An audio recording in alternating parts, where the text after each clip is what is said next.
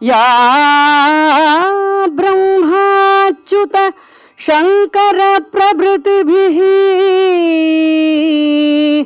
देवै सदा पूजिता या ब्रह्माच्युत शंकर प्रभृतिभिः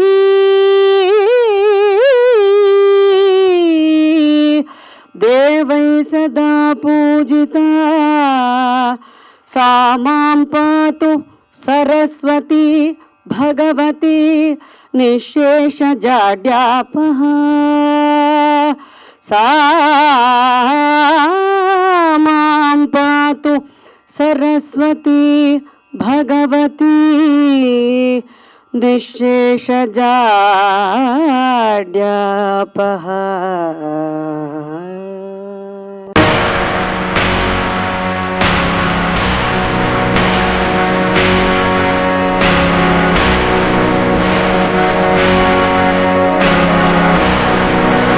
నమోపహం దీపేన సాధ్యతే లక్ష్మం దీపలక్ష్మి నమోస్తుతే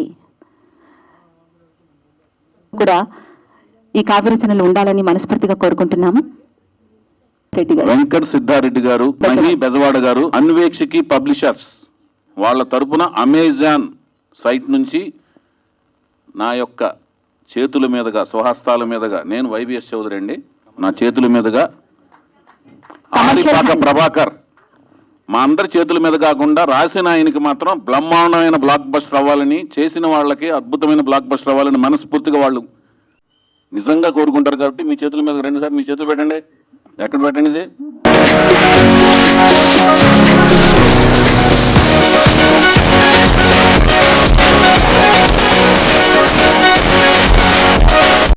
భరణి గారు మనందరికీ ఎంతో ఇష్టమైన రచయిత. ఇప్పుడే వెళ్ళారు ఆయన ఈ సభలో. ఇప్పుడు ఆయన కలవడం చాలా సంతోషంగా ఉంది. సభ స్టేజ్ మీద ఉన్న అందరికీ మరొకసారి నమస్కారం. అండ్ ముఖ్యంగా నేను ఇప్పుడు ఒక చిన్న ఈ సభకు వచ్చే ముందు ఒక చిన్న ఇన్సిడెంట్ జరిగింది. మా కిందకి దిగి మా పిల్లలు ఆడుకుంటున్నారు, గల్లీ క్రికెట్ అంటారు కదా, ఆడుకుంటున్నారు కొంతమంది. నేను మా చిన్నాడితో చెబుతున్నాను, అరే నేను పని మీద వెళ్తున్నాను అన్న బయటికి, ఏంటి అని అడిగాడు క్యాజువల్గా. ఇలా బుక్ ఓపెనింగ్ రా ఫంక్షన్ అంటే, బుక్ ఇంకొక కుర్రోడు అన్నాడు బుక్ ఓపెనింగ్ అంటే ఒక వాళ్ళు 10-12 ఇయర్స్ కిడ్స్ వాళ్ళందరూ. వాళ్ళకి బుక్ ఓపెనింగ్ అంటే వాడికి ఒక అర్థం అది ఒక నిమిషం పాటు వాడికి అర్థం. అదే రా స్కూల్ బుక్స్ అంటారు కదా, స్కూల్ బుక్స్ వేస్తుంటారు, అబ్బో బోరింగ్ అని ఒకడు. అంటే వాళ్ళు ఒక 5-6 కిడ్స్ రకరకాల ఎక్స్ప్రెషన్స్ ఇచ్చేస్తున్నారు ఇమ్మీడియట్గా. అంటే బుక్స్ ఓపెన్ అంటే ఈ జనరేషన్ 12 ఏళ్ళ పిల్లలకి పుస్తకాలు, సభలు, సాహిత్యాలు అవి తెలియాలి నేను అనట్లేదు. కానీ మెల్లగా నాకు అర్థమవుతుంది ఏంటంటే పిల్లలు స్కూల్ పుస్తకాలు తప్ప వేరే పుస్తకాలు చదవట్లేదు. అంటే మన వయసు, నేను డెఫినెట్గా నేను ఆ వయసులో చదివేసేవాడిని పుస్తకాలు. ఇక్కడ ఉన్న మన స్టేజ్ మీద ఉన్న మొత్తం అందరూ అలా చదివి ఇక్కడికి వచ్చిన వాళ్ళం గ్యారంటీగా. ఏదో ఒక రూపంలో ఒక సినిమా చూసో ఒక ఆ స్పిరిట్ వచ్చిన వాళ్ళమే. ముఖ్యంగా సాహిత్యం మనం చాలా ప్రభావితం చేసింది. ముఖ్యంగా దర్శకులకు బాగా తెలుసది.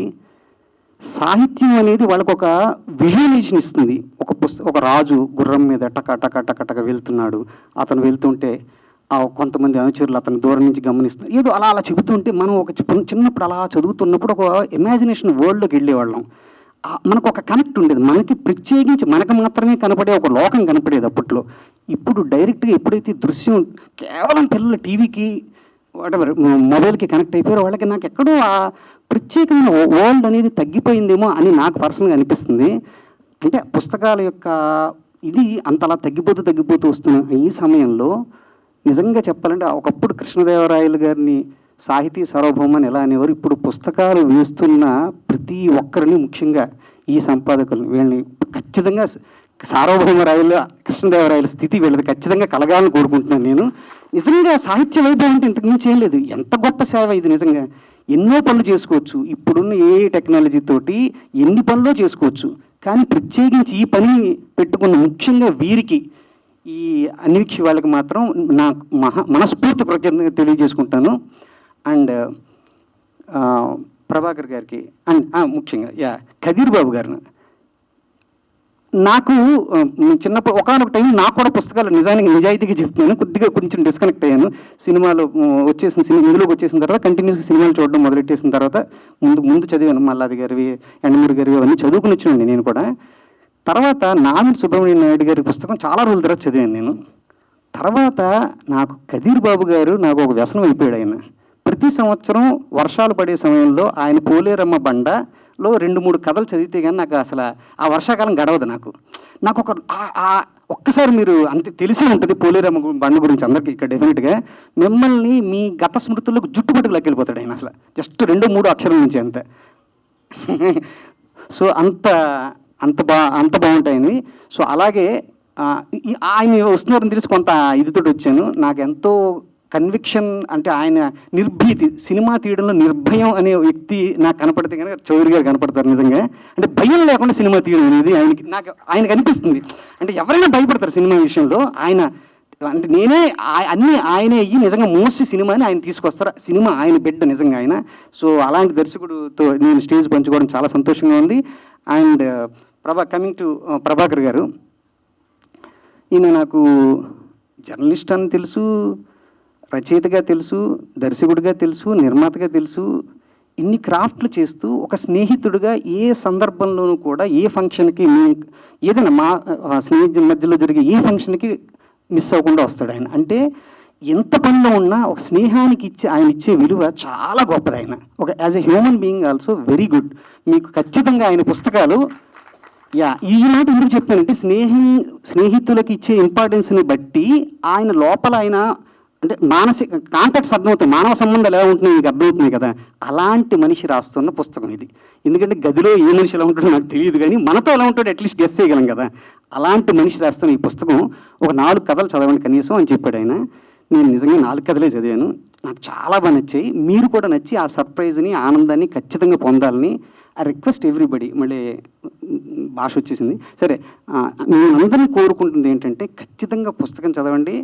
ఈ పుస్తకం అనే కాదు, ఏదో ఒక పుస్తకం నెక్స్ట్ జనరేషన్ కిడ్స్కి, మీ పిల్లలకి ఒక్క రోజుకు వద్దులేండి, ఒక పని చేద్దాం, వారానికో నెలకో 1 స్టోరీ డే అని పెట్టుకోండి. నా రిక్వెస్ట్ ఇది, మీరు ఎవరు పాటించొద్దు. నా కోరిక ఏంటంటే మన పిల్లలు మనమే కదా, మన నెక్స్ట్ జనరేషన్ని వారానికి 1 డే, 1.5 డే, లేకపోతే ఒక సండే సరదాగా నేను చిన్నప్పుడు చదువుకున్న కథలు చెప్తాను రా, లేకపోతే నువ్వు ఏదైనా కథ చదివి నాకు చెప్పరా అని మన పిల్లలతోటి ఇంటరాక్ట్ అయ్యేలాగా ఉంటే బాగుంటుందేమో అని నాకు అనిపించింది. నేను అలా ప్రాక్టీస్ చేస్తున్నాను రీసెంట్గానే. సో ఏదో రోజు దానివల్ల దాని చైతన్యం ఇలా వెలుగు అదొక మహా వెలుగు అవుతుంది. అందరం అనుకుంటాం తెలుగు భాష చచ్చిపోతుంది అంటాం. అసలు భాషని నిలబెట్టడానికి మనం ఎవరండి నిజంగా. అది అంటే మనలో చైతన్యం లేకపోతే అది ఆటోమేటిక్గా అది కూడా అలా అంతరిస్తుపోతుంది. సో మనం ఆ స్పిరిట్తో ఉండాలి. సో ఉండండి. అండ్ ఇలాంటి పుస్తకావిష్కరణలు చాలా జరగాలి. ఇవి కదీర్ బాబు గారి దగ్గర నేను వింటూ ఉంటాను, ఫేస్బుక్లోను వాటిలోను అప్పుడప్పుడు ఇలా పుస్తకావిష్కరణ సభకి వెళ్ళాను అనేవాడు. ఆయన కూడా డెఫినెట్గా శ్రీకృష్ణదేవరాయల అంశతో పుట్టినని అనిపిస్తుంది నాకు కూడా. ఎందుకంటే ఆయన తెలుగు సాహిత్య సేవకి ఆయన సేవ మరిచిపోలేంది సార్. డెఫినెట్గా మీ పేజీ పెద్ద ఎత్తున తెలుగు సాహిత్య చరిత్రలో మహాగ్రంథంలో మీకు ఖచ్చితంగా ఒక పేజీ ఉంటుంది మీకు.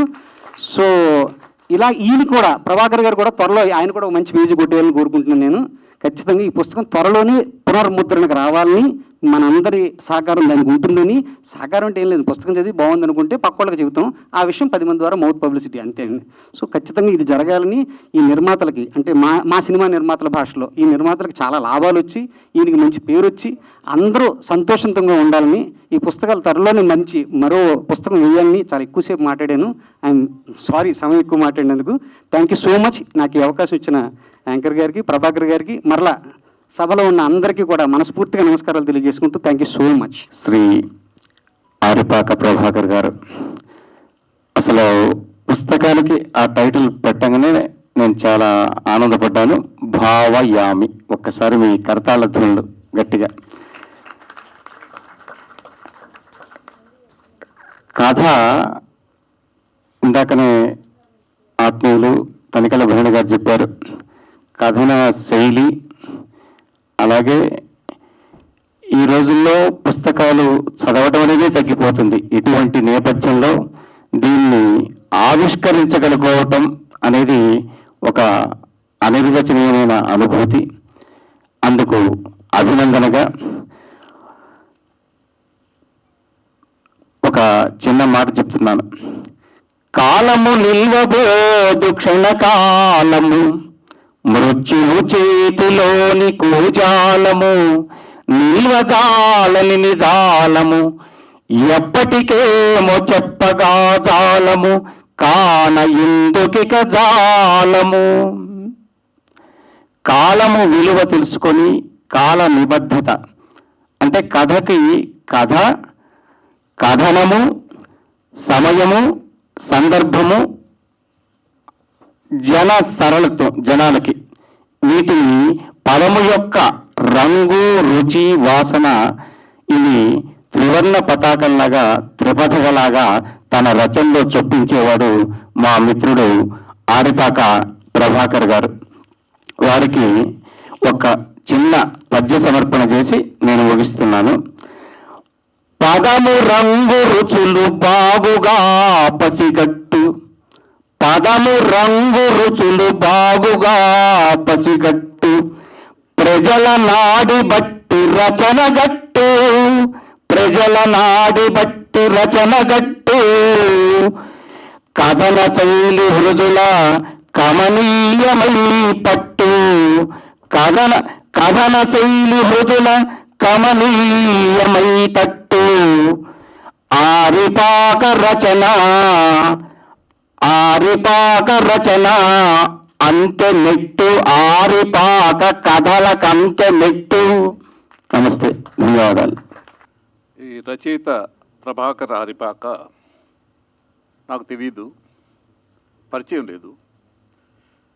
వీరశంకర్ ఈ పుస్తకం ఆవిష్కరణ ఉందని మెసేజ్ పెట్టడంతో ఈ సభకి వేదిక మీద వ్యక్తిగా కాకుండా సభలో ఉన్న వ్యక్తిగా వచ్చాను ఇక్కడికి.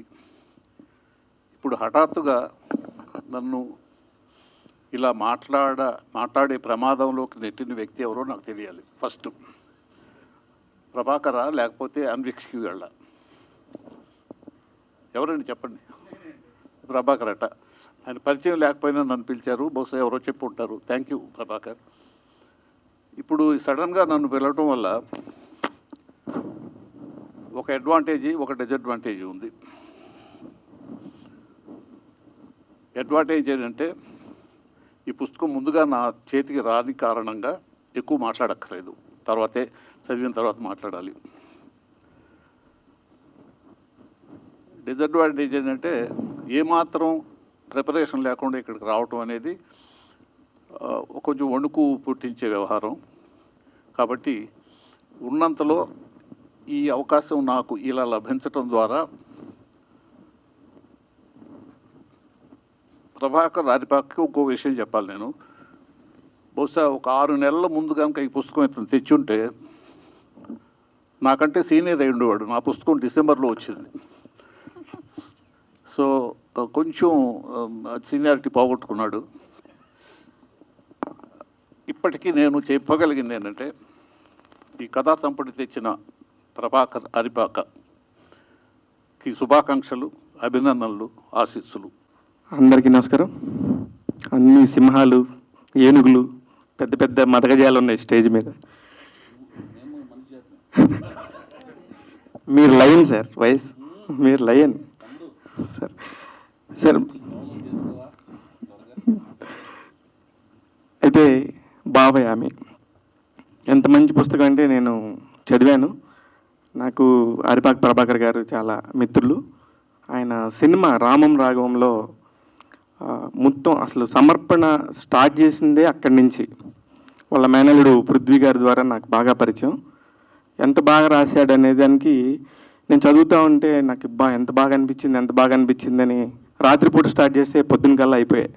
ప్రతి ఒక్క కథ కూడా విచిత్రం ఏంటంటే ఒక కథకి ఒక కథకుడు, ఒక రైటరుకి ఒక శైలి ఉంటుంది. ఇప్పుడు మా కదిరిబాబు గారికి అయితే కనుక ఒక శైలి ఉన్నట్టుగా ఒక్కొక్కళ్ళది ఒక్కొక్కటి స్టైల్ ఉంటుంది. బుక్ పట్టుకోగానే ఇది ఈ బుక్ ఈ స్టైల్లో ఉంటుందని. ఈయన కథలకు మాత్రం ఒక స్టైల్ అనేది లేదు.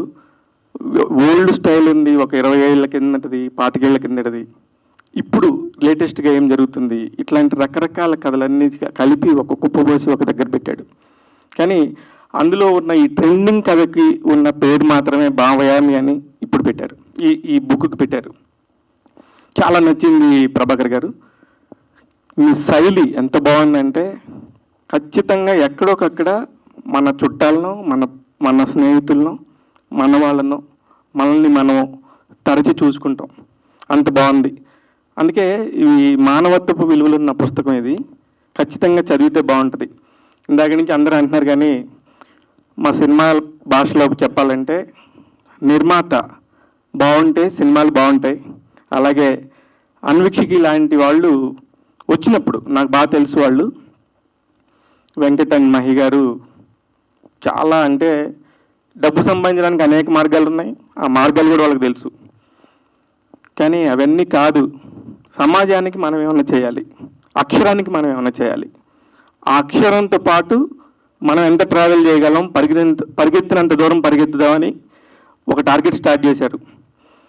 నాకు 85 పుస్తకాలు ప్రచురణ అయిన తర్వాత కనిపించినప్పుడు అబ్బా వల్ల కావట్లేదు, 100 పుస్తకాలు వేసి ఆపేస్తా ఉన్నారు. ఇప్పుడు 200 పుస్తకాలు కంప్లీట్ చేశారు. అది వాళ్ళకి అక్షరం మీద ఉన్న విలువ. నిజంగా హ్యాపీగా ఉండిందండి ప్రభాకర్ గారు ఇంత పెద్దవాళ్ళ ముందు మాట్లాడినందుకు. ఎందుకంటే ఇందులో ఈ ముందు మాటలు కూడా కథల్లాగా ఉన్నాయి. నాకు అది నచ్చింది. ఎందుకంటే గుళ్ళు శ్రీకృష్ణ గారు కానీ, మన ఇంకా ముళ్ళపూడి వరా గారు, వాళ్ళ మదర్ శ్రీదేవి గారు కానీ, వీళ్ళందరూ ఎంత బాగా రాశారంటే ఆయన జీవితం కూడా ఒక కథలాగా ఉంది. అంటే ప్రతి ఒక్కటి కూడా ఆ పేజీలో ఏది వదిలిపెట్టబుద్ధి కాలేదు. అంత బాగుందని చెప్తున్నాను. వీలైతే ఖచ్చితంగా చదవండి. ముందు చదవాలంటే మన పిల్లలకి తెలుగు నేర్పుతాం. ముందు తెలుగు వస్తే తర్వాత చిన్న చిన్న కథలు చదువుతారు, ఆ తర్వాత ఇలాంటి పుస్తకాలు చదువుతారు. మీరు ఒక పుస్తకం కాదు సార్, 10 పుస్తకాలు వేయాలి, 10 మందికి చదివించాలి, 10 కథలు చెప్పాలి. All the very best. వేదిక మీద పెద్దలందరూ ఉన్నారు. వైవిఎస్ చౌదరి గారు, సుదర్శన్ గారు, వేమూరి సత్యం గారు, వీరశంకర్ గారు, వీరంతా ఉన్నారు. ఇంకా మిత్రులు ఉన్నారు. అందరికీ నమస్కారం. ఈ పుస్తకం ఆవిష్కరణ నేను రావడానికి కారణం ఏంటంటే, పబ్లిషర్స్ అన్వీక్షకి పబ్లిషర్స్, అది ఒక రకంగా నా సంస్థే కాబట్టి నేను కూడా దీని పబ్లిషర్నే. మేమందరం నెల్లూరు వాళ్ళం. ఈ వెంకట సిద్ధారెడ్డి, మహి బెజవాడ, నేను, కాబట్టి ఇది నెల్లూరు వాళ్ళ పుస్తకంగా వచ్చానన్నమాట. అయితే వచ్చాక ఈ రచయిత వైజాగ్ ఉత్తరాంధ్ర రచయిత. ఈయన కథలు మామూలుగా నేను ఒక సీనియర్ రచయితను కాబట్టి చాలామంది కథలు పంపి అభిప్రాయం అడుగుతుంటారు. వాళ్ళ ఉద్దేశం ఏంటంటే కథ పంపిన వెంటనే మనం చదివేస్తామని. వెంటనే ఒక అరగంట టైం ఇచ్చి ఫోన్ చేస్తారు. అలా ఎప్పటికీ నేను కథ చదవను. దానికి ఒక ముహూర్తం ఉంటుంది, ఏదో సందర్భం ఉంటుంది, మనసు ఉండాలి. కథ ఊరికి ఆషామాషిగా చదివేది కాదు, బస్సుల్లో వెళ్తూ చదివేది కాదు. కథ ఒక తపస్సు. అది కథ రాయటం కానీ, కథను చదవటం కానీ, ఒక మంచి గొప్ప కథ చదివితే అంతకుముందున్న ఒక మనిషి చచ్చిపోతాడు, కొత్త మనిషి పుడతాడు. అది గొప్ప కథ అంటే. మీరు గాలివాన అనే కథ చదివితే పాలగుమ పద్మరాజు గారిది, మీరు అంతవరకు చేసిన ట్రైన్ ప్రయాణాలన్నీ ధ్వంసమైపోయి నశించిపోయి ఇంకెప్పుడు ఒక కొత్త రైలు ప్రయాణం చేయబోతారన్నమాట. మీరు ట్రైన్లో చూసే పిచ్చకత్తల్ని మీరు చూసే పద్ధతి మారిపోతుంది. అంటే గాలివాన అనే కథలో ఒక పిచ్చకత్త ఉంటుంది, ఒక పెద్ద మనిషి ఉంటాడు. ఆ కథ చదివితే మీరు మళ్ళీ ఎప్పుడు ట్రైన్లోని పిచ్చకత్తిని మీరు ఈసడించుకోరు. అలా మిమ్మల్ని ఏదో చేస్తుంది, ఒక కెమికల్ రియాక్షన్ వస్తుంది. కాబట్టి ఈ పుస్తకం చదవాలంటే ముహూర్తం లేదు, ఏమి లేదు. వీళ్ళు నిన్న పంపించారు. కానీ నేను కొంచెం పర్ఫెక్షనిస్ట్ని. పుస్తకం బాగుంటే సగం పాస్ అయిపోతాడు రచయిత. పుస్తకాన్ని ఎప్పుడు కూడా మనం వండిన భోజనం రచన అయితే పుస్తకాన్ని మామూలు కంచంలో కూడా ఇవ్వకూడదు, నేను వెండి కంచంలో ఇవ్వాలనుకుంటాను. అంత జాగ్రత్తగా పాఠకుడికి అందించాలి. ఈ పుస్తకం ప్రొడక్షన్ చాలా బాగుంది, టెక్స్ట్ బాగుంది. సరే అని కథలు చదివాను. ఈ కథలు ఎంత బాగున్నాయంటే, ఈయన సినిమా రంగంలో పనిచేయడం వల్ల మేము కథలు రాసుకునే వాళ్ళకి ఈయన పోటీ కాబోడు, ఎప్పటికీ కాబోడు. ఎందుకంటే వీళ్ళు ఎపిసోడిక్గా ఆలోచిస్తారు కథని, అంటే విజువల్గా ఆలోచిస్తారు. విజువల్గా ఆలోచించేది సాహిత్యం దాకా వచ్చి ఆగిపోతుంది అనమాట. ఉదాహరణకి ఇందులో భావయామి కథ ఉంది, ఈ మకుటం. అది షేక్స్పియర్ కథకి ఏమాత్రం తక్కువ కాదు. అండ్ ఒక రచయిత ఎవరు అంటే మనస్తత్వాన్ని, గిల్ట్ని, లోపలి చీకటిని రాసేవాడు బెటర్ రైటర్. మామూలుగా భౌతిక విషయాలు రాసే రచయిత కంటే మానసిక ప్రపంచంలో ఏం జరుగుతుంది అది రాయగలిగిన వాడు బెటర్ రైటర్. భావయామి కథ ఒక గిల్ట్కి సంబంధించి, క్రైమ్ అండ్ పనిష్మెంట్కి సంబంధించింది. అయితే అంటే నేను కొంచెం సీనియర్ని కాబట్టి చెప్పొచ్చు సలహా. ఏ కథలో అయితే పోలీసు వస్తారో అది లిటరేచర్ కాకుండా పోతుంది. అదే కథని పోలీస్ తీసేసి రాయగలిగితే అది వరల్డ్ క్లాసిక్ ఫ్రెంచ్ కథ అవుతుంది. కాబట్టి అదొకసారి తిరగరాయమని నేను కోరుతున్నాను. అండ్ అమ్మ కథ ఉంది దీనిలో, అది మాత్రం చాలా బాగుంది. అది ఆయన ఎలిమెంట్, రైటింగ్ ఎలిమెంట్, దాన్ని నాటకీయంగా చేసి ఒక సినిమా చూస్తున్నట్టుగా ఉంది. దానిలో విషయం ఉంది, పాత్రలు ఉన్నాయి, భాష ఉంది, కానీ సాహిత్యానికి ఎడ్జ్లో ఉంది. అందరూ రాసే భాషని తీసేస్తే, అందరూ చెప్పే పద్ధతిలో తీసేస్తే ఇవే కథలు సాహిత్యాంశతోటి మరింత బాగా ఉండే అవకాశం ఉంది. తర్వాత కథల్లో ఆయన వస్తువులు అద్భుతం సార్. మీ వస్తువులకి 10కి 10 మార్కులు. మీ గుర్తింపుకి, వాటిని రాయాలనే గుర్తింపుకి 10కి 10 మార్కులు. కానీ ఎక్కడైతే మామూలు పదాలు కానీ లేదా ఇట్లా పోలీసులు రావటం ఇట్లాంటివి తీసేస్తే అవి ఇంకా గొప్ప కథలు అవుతాయి. ఇందులో అన్ని కథలు కూడా చాలా హృదయం పెట్టి రాసినవని రచయిత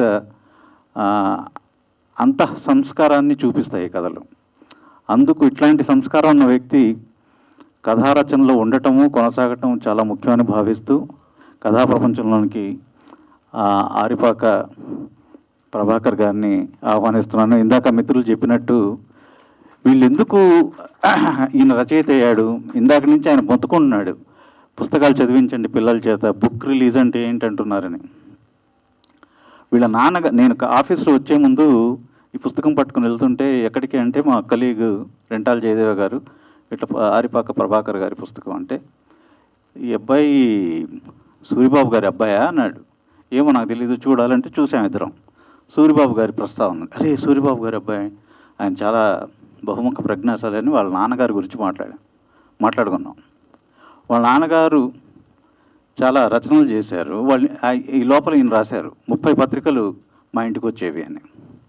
30 పత్రికలు ఇంటికి వస్తే అక్షరాలు రాకుండా ఎలా ఉంటాయి ఆ ఇంట్లో పుట్టిన అబ్బాయికి? అతను రచయిత కాకుండా ఎట్లా పోతాడు? అయ్యాడు. నాకు ఈ లగ్జరీ లేదు. నేను 30 పత్రికలు వచ్చి అన్నపూర్ణ హోటల్కి వెళ్ళేవాడిని రోజు. మా ఊళ్ళో అన్నపూర్ణ హోటల్ అని ఉండేది. అది చాలా రష్గా ఉండేది. బయట పొడవు చెక్కబళ్ళు వేసి ఒక 30 పత్రికలు వేసి ఉండేవాడు అక్కడ. అంటే వాడు అన్నం తిని వచ్చేదాకా ఇది చదువుకోవాలి. నేను అన్నం తినడానికి వెళ్లకుండా ఆ పత్రికలు చదవడానికి వెళ్ళేవాడిని. కాబట్టి నేను రచయితనే. ఇవి రెండూ కాకుండా రచయిత కానక్కర్లేదు ఈ పత్రికలు చదివిన వాళ్ళందరూ.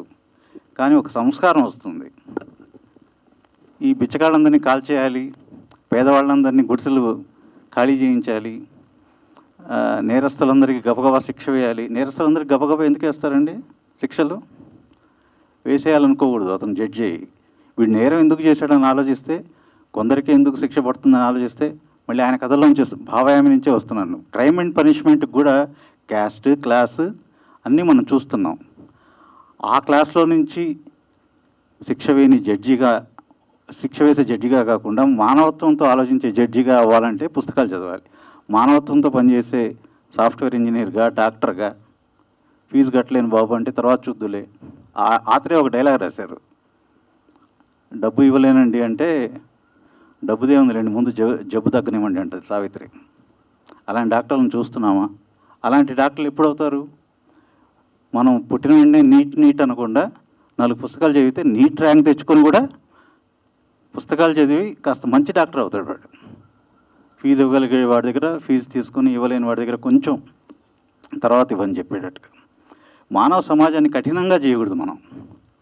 ఇవాళ యుద్ధాలు వస్తున్నాయన్నా, ద్వేషం పెరుగుతున్నా, మానవ సమాజం కఠినంగా అయ్యే కొద్దీ ఇవన్నీ జరుగుతాయి. ఒక ఇంట్లో తల్లి, తండ్రి, పిల్లలు ఉంటారు. ఆ ఇల్లు కూల్చేయటం తప్పు అని పాలకులకు తెలియాలి. నేరం చేసిన వాడిని జైల్లో పెట్టాలి. ఆ నేరం చేసిన వ్యక్తి తల్లి, తండ్రి, బిడ్డల్ని ఆ ఇంట్లో ఉండనివ్వాలి. కూల్చేద్దామనే భావన ఎప్పుడు వస్తుంది? సాహిత్యం చదివినప్పుడు వస్తుంది. సాహిత్యం చదివితే తల్లికి కన్నీరు ఉంటుంది, బిడ్డకు కన్నీరు ఉంటుంది, తండ్రికి ఏడుపు ఉంటుందని తెలిసి ఇల్లు కూల్చరు. జడ్జి కానీ, ఎంఆర్ఓ కానీ, తహసీల్దార్ కానీ, కలెక్టర్ కానీ, ముఖ్యమంత్రి కానీ. కఠినంగా చేయొద్దు పిల్లల్ని. ఎవరి పేదవాళ్ళు అనుకునేలాగా చేయొద్దు. ఇది పేద దేశం. ఎప్పటికి ఇంకో 100 ఏళ్ళు కూడా పేదవాళ్ళు ఉంటారు ఇక్కడ. వాళ్ళతో మానవీయంగా ఉండే పిల్లల్ని మనం తయారు చేస్తూ ఉండాలంటే ఇట్లాంటి కథలు, పుస్తకాలు రావాలని, వెంకట్ లాంటి పబ్లిషర్లు ఉండాలని, ఆరిపాక గారి లాంటి రచయితలు ఉండాలని, 30 పత్రికలు తెచ్చే వారి తండ్రి గారి వంటి తండ్రులు ఉండాలని కోరుకుంటూ థ్యాంక్ యూ. నమస్కారం అండి. వేదిక మీద ఉన్న పెద్దలకి, ముందున్న వరా గారికి, గోపినీ కరుణాకర్ గారికి, మహి, వెంకట సిద్ధారెడ్డి, అందరికీ నమస్కారం అండి. 2 విషయాలు వింటాను. మంచి ఆకలి టైం వచ్చేస్తుంది కాబట్టి ఇంకందరికీ.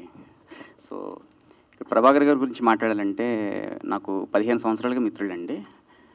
తను నాకు తెలిసి నాకు తెలియంది ఏంటంటే 30 సంవత్సరాలుగా కథలు రాసినట్టుగా నాకు ఇప్పుడే తెలిసింది. యాక్చువల్గా 15 సంవత్సరాలుగా మిత్రుడు అయిన తర్వాత అంటే తన ప్రస్థానం ఏంటంటే, తను స్టార్ట్ అయింది ఏంటంటే ఎక్కడ మన ఆల్ ఇండియా రేడియో యువవాణి దగ్గర నుండి, తర్వాత ఒక జర్నలిస్ట్గా స్టార్ట్ అయ్యి, దాని తర్వాత సినిమాల్లోకి వచ్చి రచయితగా, డైరెక్షన్ డిపార్ట్మెంట్గా డైరెక్షన్ చేసి, సో ఆయన దాంట్లో ఉన్న ఒక యూనిక్ ఇది ఏంటంటే, యూనిక్ అంటే ఆయన పేరే అది పెట్టారు యాక్చువల్గా, భావయామి. ప్రభాకర్ ఏంటంటే తను ఫస్ట్ చేసిన ప్రేమతో, ప్రియమైన అమ్మా నాన్న దగ్గర నుండి, సీతాయణం దగ్గర నుండి, మొన్న రీసెంట్గా రిలీజ్ అయిన రామం రాఘవం వరకు కూడా పూర్తిగా భావోద్వేగం మాత్రమే ఉంది ఆయన దాంట్లో. డే 1 నుంచి కూడా ఓన్లీ ఎమోషన్స్ మాత్రమే ఆయన ఎక్కువ ప్లే చేశారు. ఆయన ఉన్న హారర్ కథల్లో కూడా ఎమోషన్సే ఉన్నాయి యాక్చువల్గా. ఆయన ఉన్న 100 కథల్లో ఇప్పుడు 12 కథలు మాత్రం దీంట్లో వస్తున్నాయి యాక్చువల్గా, వస్తున్నాయి. కానీ ఇది ఎలా అంటే అనుకోకుండా ఇక్కడ అన్వీక్షకి వెళ్ళి కలిసినప్పుడు, సో ఇప్పుడు అన్వీక్షిక గురించి మాట్లాడాలి అంటే కనుక ఏంటంటే ఈ మేకి కరెక్ట్గా 6 సంవత్సరాలు అయిందండి అన్వీక్షిక స్టార్ట్ చేసి. సో మే 17కి ఈ మోస్ట్లీ 6 సంవత్సరాలు కంప్లీట్ అయింది. అది ఒక వెంకట సిద్ధారెడ్డి ఒక ఆలోచన నుండి మొదలైన అన్వీక్షిక ఇది. సో అది ఎలా ఉందంటే ఏదో ఎక్కడో సముద్రం ఉప్పుని ఏదో అడవి ఉసిరి కలిసినారు అంటారు కాబట్టి, అలా ఇక్కడ 30 సంవత్సరాలు కథగా స్టార్ట్ చేసిన ఒక ఆయన ఒక 6 సంవత్సరాల క్రితం ఒక ఆలోచన వచ్చిన అన్వీక్షకి కలవడం అనేది గొప్ప విషయం అనిపిస్తుంది. అదే దాంట్లో ఏంటంటే అన్వీక్షకి సంబంధించిన దాంట్లో ఒక 50 మంది కొత్త రచయితలను పరిచయం చేశారు ఈ 6 సంవత్సరాల్లో. దాంట్లో సగానికి పైగా యువ రచయితలే మళ్ళీ. సో ఇందాక సురేంద్ర కృష్ణ గారు మాట్లాడిన తర్వాత నాకు అనిపించింది ఏంటంటే, పిల్లలు మేబీ అలా ఉన్నారేమో కానీ యాక్చువల్గా ఏంటంటే యువ రచయితలు చాలామంది నాకు ఈ గత కొద్ది ఏళ్ళగా ఎక్కువ మంది కలిశారు. ఈవెన్ బుక్ ఎగ్జిబిషన్కి వెళ్ళినప్పుడు కానీ ఎక్కడైనా సరే యువ రచయితలు ఎక్కువ కనిపిస్తూ ఉన్నారు. ఎందుకో యువ రచయితలు చేతిలో తెలుగు పుస్తకం అనేది నాకు ఎప్పుడు యువకుల్లో ఎక్కువ తెలుగు పుస్తకం కనిపిస్తూనే ఉంది. గత 10 సంవత్సరాలు నేను చూస్తున్నప్పుడు గత 5 సంవత్సరాలుగా ఎక్కువ పెరిగిందా లేదంటే కోవిడ్ తర్వాత ఎక్కువ పెరిగిందా నాకు తెలియట్లేదు కానీ. So all the very best. ఇది మరిన్ని ముద్రణకి వెళ్ళాలి. దీని తర్వాత మిగిలిన ఆణిముత్యాలు కూడా మళ్ళీ కథలుగా బయటికి తీసుకురావాలి, అది అన్వీక్షలుగా రావాలని కోరుకుంటున్నాను. Thank you so much. అది అజయ్ ఘోష్ గారికి అనబోయి పొరపాటున్నారు. భయంకరం లేదు, అది లేదు. అందరికీ సాహితీ అభిమానులందరికీ నమస్కారాలు. హరిపాక ప్రభాకర్ స్నేహితులకి, ఆత్మీయులకి, అలాగే కథా సాహిత్యంలో ఎంతో సేవ చేస్తూ కొత్త రచయితల్ని వెన్నంటి ప్రోత్సహించి రైటర్స్ మీట్ అని ప్రతి సంవత్సరం క్రమం తప్పకుండా ఎంతోమంది రచయితల్ని ప్రపంచానికి తెలిసే కదీర్ బాబు గారికి మనస్ఫూర్తిగా అభినందన తెలియజేస్తూ, అలాగే బాబాయ్ వేమూర సత్యం గారికి, అలాగే మా సోదరుడు వైవేక్ చౌదరి గారికి, అలాగే భరత్ కమ్మ, అలాగే సుదర్శన్ గారికి, అందరికి కూడా చాలా ఆత్మీయంగా ప్రభాకర్ అంటే చాలా ఇష్టంగా ప్రేమతో వచ్చిన అందరికి కూడా నమస్కారాలు తెలియజేస్తూ ఉన్నాను. ఇందులో సమయభావం వల్ల అన్ని కథలు చదవకపోయినా ఒక 4 కథలు చదివాను. అందులో అమానుషం, భావయామి 2 కథలు కూడా ఆ శైలి కానీ చివరి వరకు అంటే మొదలు పెడితే మధ్యలో ఏదో పని ఉండి మళ్ళీ వెళ్ళి ఇంటర్వెల్ తీసుకుని మళ్ళీ చదువుదాం కాకుండా అది పూర్తి చేసేకి వెళ్ళాలనిపించే శైలి ప్రభాకర్ కథలో ఉంది.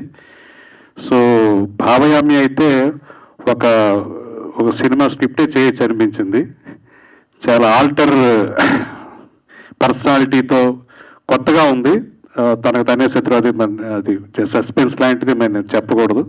సో అందరూ ఆ కథ చదివితే చాలా థ్రిల్ ఫీల్ అవ్వరు. కొత్తదనంతో ఒక డిజార్డర్ తోటి ఉన్న ఒక లక్షణాన్ని ఒక క్యారెక్టర్ చేసి చాలా బాగా రాశారు. అలాగే అమానుషం, ఎవరైతే ఒక శాస్త్రవేత్త వేరే అమెరికాలో ఎవరో దుండగులు చంపేస్తే దంపతుల్ని అది అమానుషం అనుకుంటే అది కాదు, అంతరిక్షాన్ని అందుకున్న ఒక శాస్త్రవేత్త నేల మీద ఉన్న తల్లిదండ్రులు అందుకోలేకపోయాడు అనేది అమానుషం అన్నట్టుగా చెప్పడం చాలా మానవీయ విలువలతోటి, అలాగే బంధాలని మర్చిపోయే సంతానం మీద చాలా చక్కగా రాశారు. సో ఇలాగే అలా ఐసీయూలో ప్రేమ కథ కానీ అలాగే చివరి లేఖ కానీ అవన్నీ కూడా చాలా హృదయంగా ఉన్నాయి. చదివించే రీతిలో శైలి ఉంది. సో ప్రభాకర్ ఇటు దర్శకుడు కానీ అటు నిర్మాత కానీ కాకుండా కథా రచయితగా ఈ పుస్తకం ద్వారా అందరికీ, సాహితీ మిత్రులందరికీ చాలా చేరువవుతాడు. అతని నుంచి మరిన్ని మంచి కథలు ఈ జనరేషన్కి, తరానికి సంబంధించిన వాళ్ళందరికీ చేరువవుతాడు. అదే ఎందుకంటే అన్వీక్షకి పబ్లిష్ చేసినగానే చిరకాల మిత్రులు వెంకట సిద్ధారెడ్డి, మహి బెజవాడ అందరూ కూడా ఇందాక భరణి గారు చెప్పినట్టు దాన్ని ప్రజల దగ్గర చేరువయ్యే మార్గాల్ని ఎంతో గొప్పగా తీసుకెళ్తా ఉన్నారు వాళ్ళ పబ్లిషింగ్ ద్వారా. సో వాళ్ళు కూడా అభినందనలు తెలియజేస్తూ హరిపాక ప్రభాకర్ నుంచి అతి తక్కువ కాలంలోనే మరొక కథా పుస్తకాన్ని మళ్ళీ ఇక్కడే ఆవిష్కరించుకునేలాగా తొందరగా మరిన్ని మంచి కథలు రాయాలని కోరుకుంటూ అభినందనలు తెలియజేస్తాను. Thank you.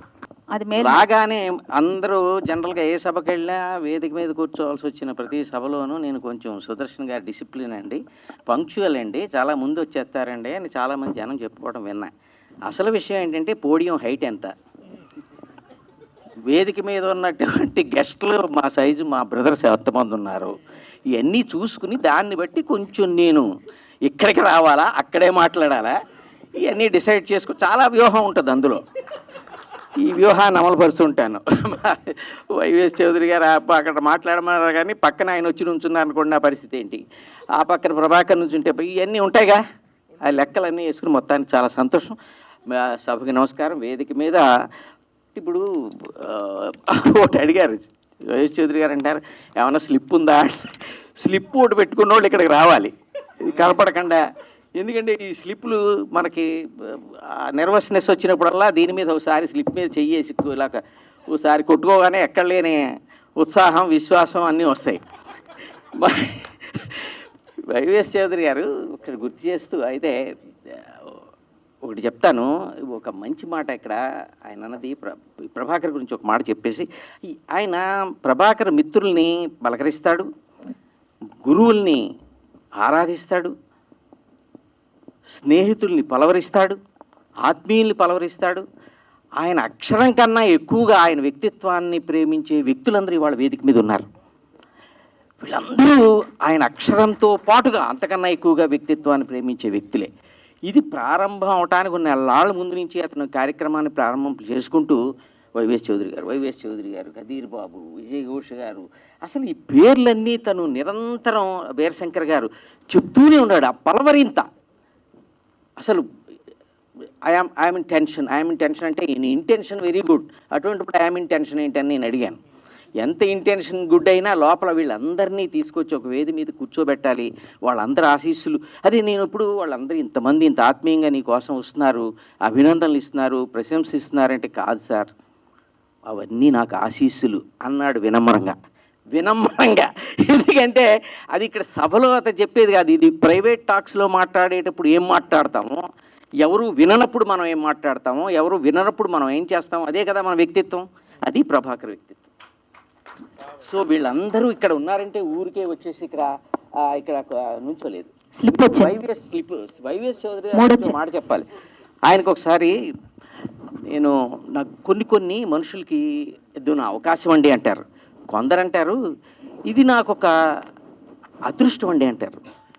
కొన్నిటిని అవకాశాలు అనకూడదు, కొన్నిటిని అదృష్టాలు అనాలి. కొన్నిటిని అదృష్టాలు అనకూడదు, కొన్నిటిని యోగాలు అనాలి. అటువంటి యోగాల్లో నాకు లభించిన యోగం ఏంటంటే విశ్వవిఖ్యాత నట సార్వభౌమ ఎన్టీ రామారావు గారితో తొలి సినిమా ఆయనతో శ్రీనాథ కవి సార్వభౌముడు చేయటం, బాపు రమణల దర్శకత్వంలో. అంతటితో అది యోగం అంటే సరిపోదు కదా. చూసిన వేళా విశేషం వారు పెద్ద ఆయన అనేవాళ్ళం. పెద్ద ఆయన ఏం చేశారంటే వీరిని ఇక్కడ ఉండమనండి అన్నారు. ఆశ్చర్యం. నేను అక్కడే నాచారం స్టూడియోలోనే వారితోటి సినిమా జరిగిన నాళ్ళు వారితో ఉండటం, ఏం గణపతి గారు అని రోజు పిలవటం, ఆయన ఆప్యాయంగా సెట్లో షాట్లో కూడా చెయ్యి నా మీద వేసి ఉంచితే బాపు గారు వచ్చి వారి మీద చెయ్యేసేయాలండి, ఆయన శిష్యుడు మీ వంటవాడు అంటే అప్పుడు ఆయన చేయి తీస్తుండేవారు. ఆ స్పర్శ ఇప్పటికీ నాకు, ఆ గూస్ బంప్స్ ఇప్పటికీ వస్తూ ఉంటాయి. నా గుండె అలా కొట్టుకుంటూ ఉంటుంది అది తలుచుకున్నప్పుడల్లా. సరే, ఇదంతా ఒక ఎత్తు అయితే ఆ త్రూఅవుట్ క్యారెక్టర్ది మంచి మంచి సీన్స్ ఉంటాయి. అది ఆల్బమ్ చేయించుకోవాలని కోరిక కలిగి ఆ భూషణ్ గారి చేత ఆయన అడిగిస్తే వారికి ఇవ్వండి అన్నారు. అంటే అది ఆల్బమ్ చేయించాను స్టిల్స్. ఒకసారి తీసుకొచ్చి నేను వైవిఎస్ చౌదరి గారు షూటింగ్ చేస్తుంటే గుర్తుందో లేదో ఆయన చూపించి దీని మీద మీరు ఆటోగ్రాఫ్ చేయాలండి అని అడిగా. సరి అయిన వ్యక్తి వైవిఎస్ చౌదరి గారు అనుకున్నా. ఎందుకంటే ఆయన నరాల్లో, ఆయన అణువులో ప్రవహిస్తున్నది ఆయన స్ఫూర్తి స్ఫురణ. అదే ఎన్టీ రామారావు గారి స్ఫూర్తి స్ఫురణ. ఆయన ఎక్కడ చూడండి ఆయన్ని ఇప్పుడు కూడా ఆ వేదిక మీద ఆయన తలుచుకుంది, ఆయన మాట్లాడలేదు. ఆయన ఏం రాశారంటే వైఎస్ చౌదరి గారు, ఎవరి మాట వినొద్దు.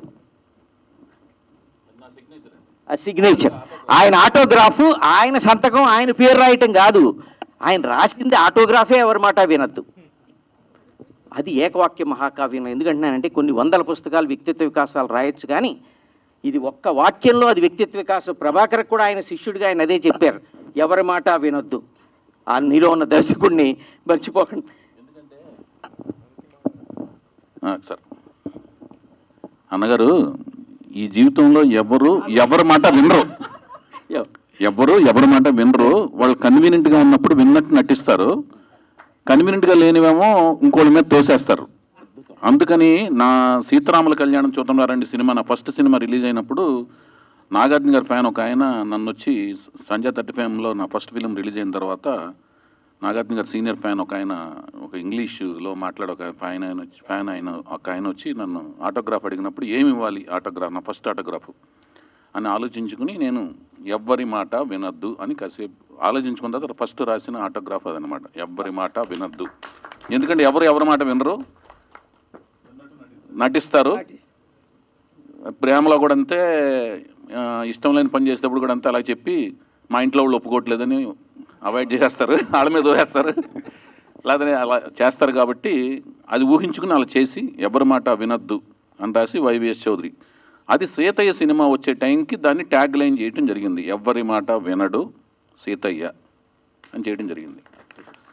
అది మీకు గుర్తుండడం అనేది ఒక అద్భుతమైన విషయం కింద నేను ఫీల్ అవుతున్నాను అన్న. Thank you.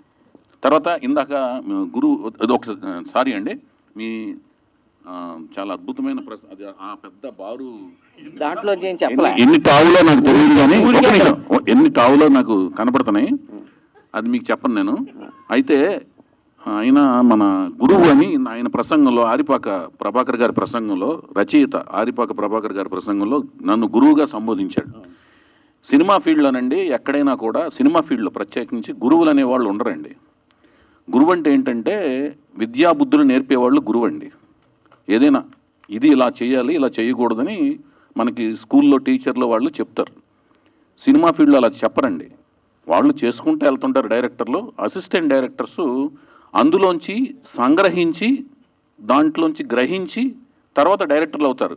నేను ఈ షాట్ ఎందుకు పెట్టాను, ఈ డైలాగ్ ఇందుకోసం నేర్పిస్తున్నాను, ఇతనితో ఇందుకోసం పర్ఫార్మెన్స్ చేయించాను అని ఎవరికి చెప్పటాలు ఉండవు. సో ఆయన ఆ పదం వాడతాం అనేది నాకు అబ్జెక్షన్ అండి. ఏమంటారండి మీరు? అది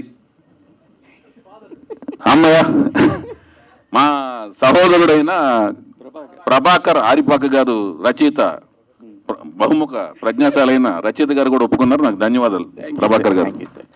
ఇప్పుడు ఇక్కడ ఏమయ్యా ఆయన ఎవరో వస్తున్నాడు మాట్లాడటానికి ఎప్పుడు ముగిస్తాడో తెలియట్లేదు అన్నట్ట. చూశాడు, సరే బాగానే ఉంది, ఎప్పుడు ముగిస్తాడో తెలియట్లేదు, బాగానే ఉందిరా బాబు, వస్తున్నాడు, సరే ఆయన చేతుల్లో కాగితాలు ఉన్నాయో పట్టుకొస్తున్నాడు రా, మరి పరిస్థితి ఏంటంటే సరే నువ్వు వాడి గురించి ఆలోచిస్తున్నావు, కాగితాలు తెచ్చేవాడి గురించి, అవి అయిపోయే వదిలేస్తాడు, ఇంకోటి వస్తున్నాడు చూడు నెక్స్ట్ వాడి దగ్గర కాగితాలు ఏం లేవు, వాడి పరిస్థితి మన పరిస్థితి ఏంటి అప్పుడు అన్నట్ట. అని చేత కాగితాలే బెటర్ సార్, ఇవి అయిపోయే వదిలేస్తాను కాబట్టి లేని వాళ్ళ దగ్గర పరిస్థితి చాలా కష్టం. ఏదైనప్పటికీ ఇందులో ముందు మాట చదవగానే అద్భుతమైనటువంటి స్పందనతోటి ప్రభాకర్ వెళ్ళి ఈ పుస్తకం ఇవ్వగానే ఇప్పుడు భరణి గారు ప్రస్తావించారు, అలాగే అందరూ చాలామంది ప్రస్తావించారు, లబ్ధ ప్రశ్నలు అందరూ ప్రస్తావించారు. వాళ్ళు వెంటనే కొంతమంది ఫోన్ చేసి కూడా వాళ్ళ ఆనందాన్ని, అందులో మామూలు రచయితలు కాదు, చాలా సీనియర్ మోస్ట్ రచయితలు కూడా అభినందించినందుకు నేను అది నా గౌరవంగా భావిస్తున్నాను. చాలా సంతోషంగా ఉంది. అయితే ఈ కౌలు రచయితలు చాలామంది ముందు మాటలన్నీ కలిపి పుస్తకం ఏమన్నారు, కానీ నేను ఎవరి మాట వినదలుచుకోలేదు. అంచేత అది నేను ఫాలో అవుతున్నాను, త్రూ అవుట్ ఎప్పటికీ ఫాలో అవుతాను కూడా. ఇక ఇవాళ చెప్పేశాం, మన వైవిఎస్ చౌదరి గారి గురించి చెప్పేసాం. ఇంక మా అజయ్ ఘోష్, అలాగే మా వేమూరు సత్యనారాయణ గారు నేను రాసిన ముందు మాటలన్నీ కలిపి పుస్తకాలు వెయ్యాలన్న వాళ్ళు ఎలాగైతే అడిగారో రచయితలు, వేమూరు సత్యనారాయణ గారు ఒక 80లో 20 రాసిన పుస్తకం నాకు ఇచ్చారు. ఆయనకి నేనంటే అపరిమితమైన వాత్సల్యం. ఎంత వాత్సల్యం అంటే చెప్పడానికి లేదు, అసలు ఆయన అంత ప్రేమిస్తారు. ఆయన పుస్తకం ఇచ్చి ఓ మాట అన్నారు, నా పుస్తకానికి కూడా ముందు మాట రాయాలి, ఇది నా కమాండ్ అన్నారు ఆయన. తప్పకుండా అది గొప్ప గౌరవంగా భావిస్తాను నేను, తప్పకుండా అది కూడా జరుగుతుంది. ఎందుకంటే మనల్ని కదిలించిన ప్రతిదీ మనలోంచి, ఇప్పుడు ప్రభాకర్ కథల్లో ఉన్న గొప్ప గుణం ఏంటంటే ఎప్పుడు కూడా అది ఏ సృజనైనా కూడా మనలోంచి వచ్చిందైతే అది మనదై ఉంటే 10 కాలాలు నిలబడుతుంది. అది కథలన్నీ ప్రభాకర్ ద్వై ఉన్నాయి, ప్రభాకర్లోంచి వచ్చాయి కాబట్టి 10 కాలాలు ఉంటాయి, 10 ముద్రణలు అవుతాయి. ఈ అన్వీక్షకి అనేటువంటి పబ్లిషర్స్ ఒకప్పుడు ఎంఎస్కో, నవోదయ అలాంటి పబ్లిషర్స్కి సమాన స్థాయిలో ఈరోజు వాళ్ళు సేవలాగే చేశారు ఆ రోజుల్లో అన్నీ కూడా. అందుకే ఈ సాహిత్యం ఈనాటికి ఉంది. అన్వీక్షి వాళ్ళు కూడా అదే చేస్తున్నారు. వారు ఎందుకంటే ఇవాళ ఎగ్జిబిషన్లో నేను గమనించాను, బుక్ ఎగ్జిబిషన్లో అన్వీక్షకి ప్రచురణలోకి వెళితే పుస్తకాలు ఏరుకోవటం ఉండదు, కొనేయటమే. అంటే అన్వీక్షకి పబ్లిష్ చేస్తే దానికి ఒక స్టాండర్డ్ ఉంటుంది అనేది పబ్లిక్లో వచ్చేసింది. అంత అద్భుతమైనటువంటి పేరు తెచ్చుకున్న వారికి అది అదృష్టం. మా ప్రభాకర్ కూడా ఈ వారు పబ్లిష్ చేయటం అనేది. అలాగే మా అజయ్ ఘోష్ విషయానికి వస్తే, ఆయన ఒకప్పుడు అజయ్ ఘోష్ పేరు విని నేను బెంగాలీ అతనేమో అనుకునేవాడిని. కానీ అప్పటికి పాన్ ఇండియా ప్రభంజనాలు ఈ పూనకాలు లేవు ఆ రోజుల్లో. మరి అలా అయ్యే అవకాశం లేదు. లుక్ బయటికి గెటప్ చూస్తే బీహారీ గెటప్, ఇతను బెంగాలీ అయ్యే అవకాశం లేదని అనుకున్నాను. తర్వాత మరి ఏదో బెంగాలీ రచయిత ఏమో అనుకున్నాను కొన్నాళ్ళు, అది కూడా కాదు. అటువంటి తర్వాత రచనకి ఈయనకి దగ్గర సంబంధాలు ఏం లేవని తెలిసినాయి. అది కూడా లోపాయి గారికి అడుగుదాం అనుకున్నాను. ఇప్పుడు మీరు హింట్ ఇచ్చిన తర్వాత డెఫినెట్గా కనుక్కోవాల్సిన విషయం ఉంది. ఆయనకి మొత్తానికి ఆయన అక్షర ప్రేమికుడు. ఏదైతే ఈ ఒక విషయం మేము కలిసి చేసిన సినిమాల్లో ఒక విషయం మాత్రం గమనించాను ఆయన దగ్గర. ఈయన అక్షర ప్రేమికుడైన విషయం ఒకటి, ఒక పవర్ ఆఫ్ నేరేషన్. ఆయన చుట్టూ ఉన్న పాత్రలతోటి నాటుగా కనపడినా ఆయన మనస్తత్వం నీటు. ఆయన ఒక చుట్టూ ఉన్న గ్రామీణ నేపథ్యంలో ఉన్న పాత్రలన్నీ తీసుకుని ఒక కథ చెబితే ఆయన పితృలు ఆ సంఘటనలు తీసుకుని చెప్తుంటే షాక్ అయ్యాను నేను. అసలు ఆ పవర్ ఆఫ్ నేరేషను ఇంత ఉంటుందా? ఇందాక చెప్పారు చూడండి, కేశవరెడ్డి కథల గురించి చెప్పారు. ఒకసారి నాజర్ గారు చెప్పారు నన్ను చదవమని, అప్పుడు నాకు కేశవరెడ్డి గారు పరిచయం అయ్యారు. అంత జిగిపిగి ఈయన నేరేషన్లో ఉండటం చూసి నేను ఆశ్చర్యపోయాను. అయితే వేటపాలెం మనిషే కానీ వేట కొడవళ్ళ మనిషి కాదు ఆయన. అలాగే ఈ విలన్ వేషాలు చూసి అపార్థం చేసుకోకండి, ఆయన చాలా సాత్విక స్వభావుడే. సో మాకు ఇవాళ ఇద్దరు గుళ్ళని స్టేజ్ మీద కూర్చోబెట్టి ఇవాళ జోడుగోళ్ల స్వారీ చేశాడు ప్రభాకర్ గారు. జోడుగోళ్ల స్వారీ చేశాడు మా ప్రభాకర్. అలాగే జోడుగోళ్ల పిస్తోల్ అని డిటెక్టివ్ కూడా రాస్తాడంట, డిటెక్టివ్ నవల. మా ఇద్దరి మీద నాకు డౌట్గా ఉంది. సరే, తెనాలి డబుల్ హార్ట్స్ మినపగుండ్లకి మీ ఇద్దరిని తీసుకోమని డ్రీమ్ మర్చెంట్ కిషోర్ గారికి చెప్తారు. చౌదరి గారు వస్తారు ఇప్పుడు మళ్ళీ మీకు. కిరీటం పెట్టేయండి, లేకపోతే ప్రమాదం అండి. సరే, ఏదైనప్పటికీ కూడా ఇటువంటి అద్భుతమైనటువంటి ప్రభాకర్కి ఇటువంటి అవకాశం అన్వీక్షకి దొరకటం, ఇంతమంది ఆత్మీయుల మధ్య జరుపుకోవటం ఇంపాసిబుల్ అండి. ఇవాళ ఇక్కడికి తీసుకొచ్చి ఇక్కడేంటి ప్రసాద్ ల్యాబ్లో అన్నీ కూడా మామూలుగా మనకు అన్నీ ఏ రవీంద్ర భారతి ఇవన్నీ జరుగుతాయి. కానీ మన ప్రభాకరు ఈ సినిమా వాడు కూడా కావటం వల్ల తీసుకొచ్చి ఈ ఇక్కడ కథని ఈ సినీ ప్రాంగణంలో పెట్టి ఒక సినీ సింహాసనం మీద కథని కూర్చోబెట్టాడు మా ప్రభాకరు. అందుకు నాకు చాలా చాలా చాలా సంతోషంగా ఉంది. So thank you very much. So ఈ సభలో పాల్గొన్న ప్రతి ఒక్కరూ మనం చెప్పినట్టుగా, చౌదరి గారు చెప్పినట్టుగా ఏదో నటించడమో, లేకపోతే పెదాల మించి మాటలో, లేకపోతే ఏదో ఫార్మాలిటీ కోసం రావటమో జరిగే సభలు చాలా చూస్తుంటాం.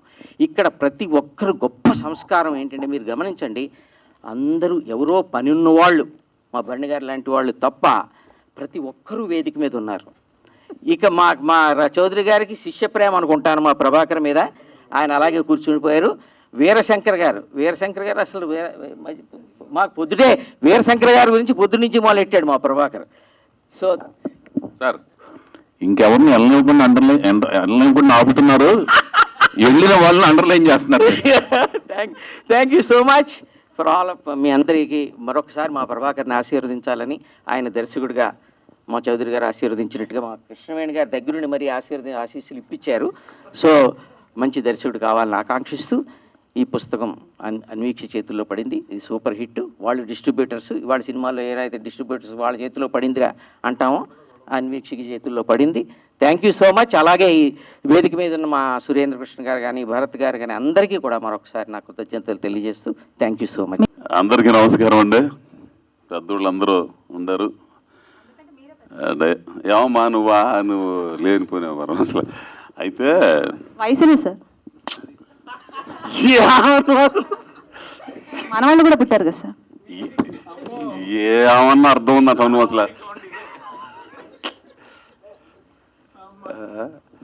సరే, అయితే ఇప్పుడు నేను కదిరిబాబు గారు వెళ్ళారు, ఉన్నట్టు ఇది బాగుండేది. సరే, పెద్ద ఆయన ఉన్నారు వేమూరు వారు.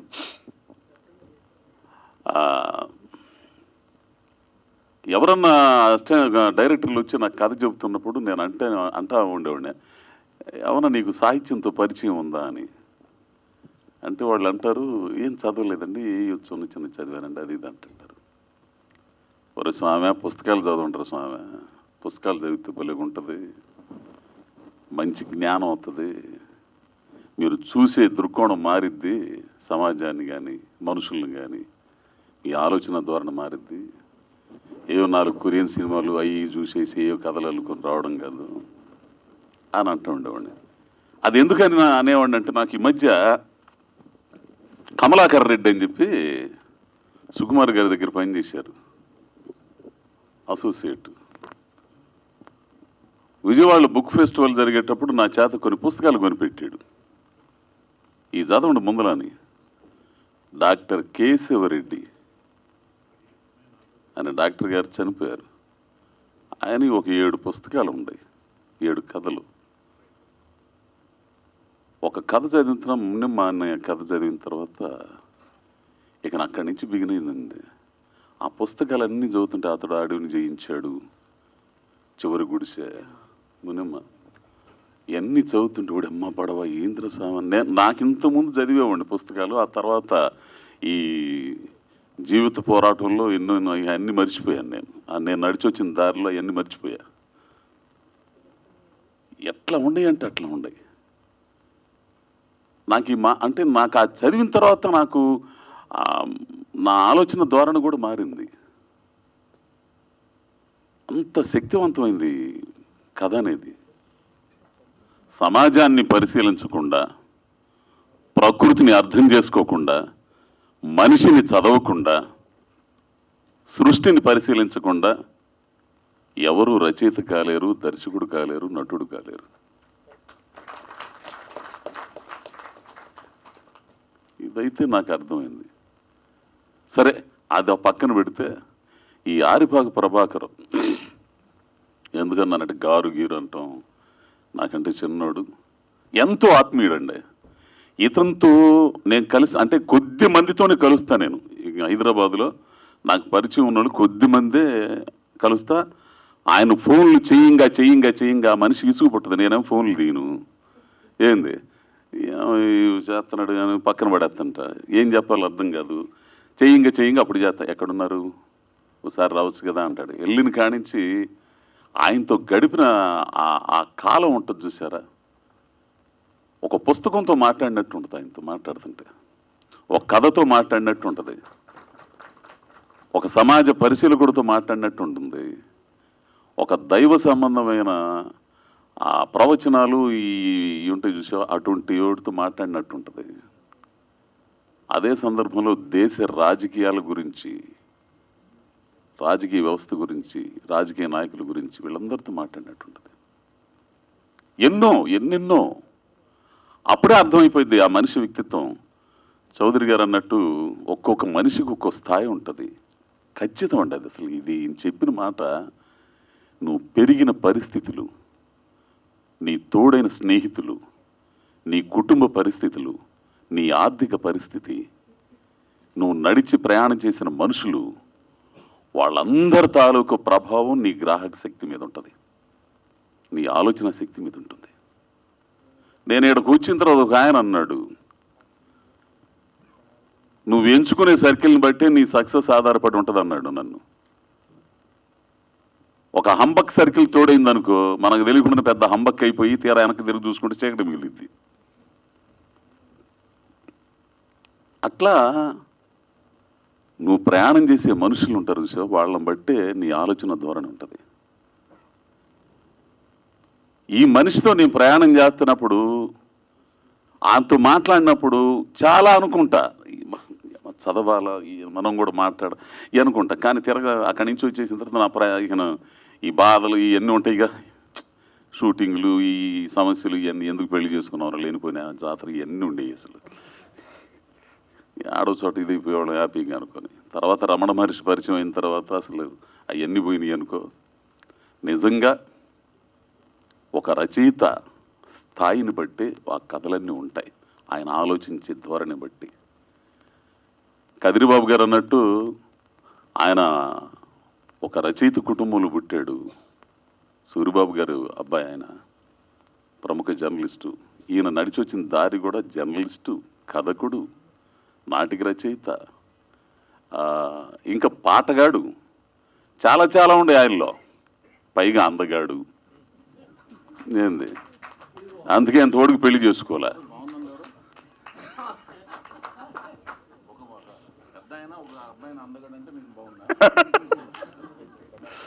ఏంది,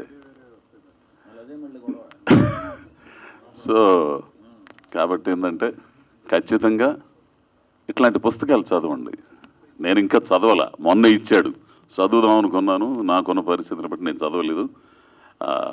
అట్లా దయచేసి పిల్లకాయలకి నేర్పండి. తెలుగు అండి బాబా, తెలుగు. ఆ తెలుగును మాత్రం మర్చిపోయేటట్టు చేయమాకండి దయచేసి. మీరు మమ్మీ డాడీ జాడీ బోడీ అని పిలిపించుకోండి, కానీ తెలుగు మాత్రం మర్చిపోమాకండి. ఆయన అన్నట్టు, ఎవరు ఆయన పాటల రచయిత అన్నట్టు, వారానికి 1 పేజీ అన్న తెలుగు కథలా, సురేంద్ర కృష్ణ గారు అన్నట్టు.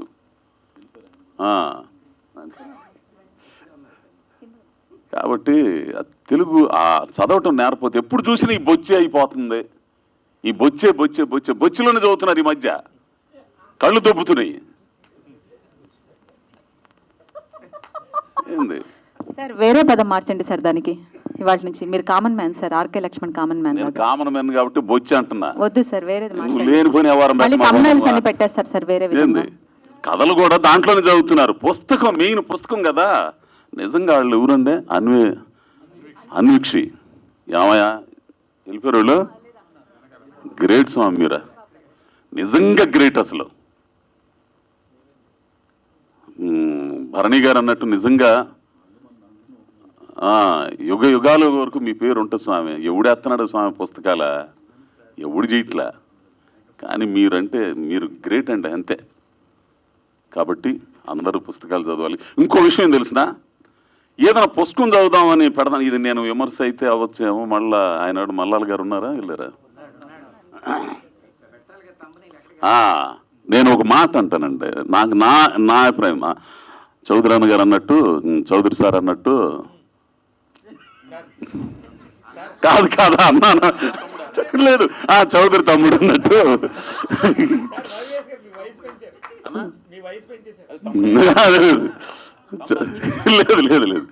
లేదు.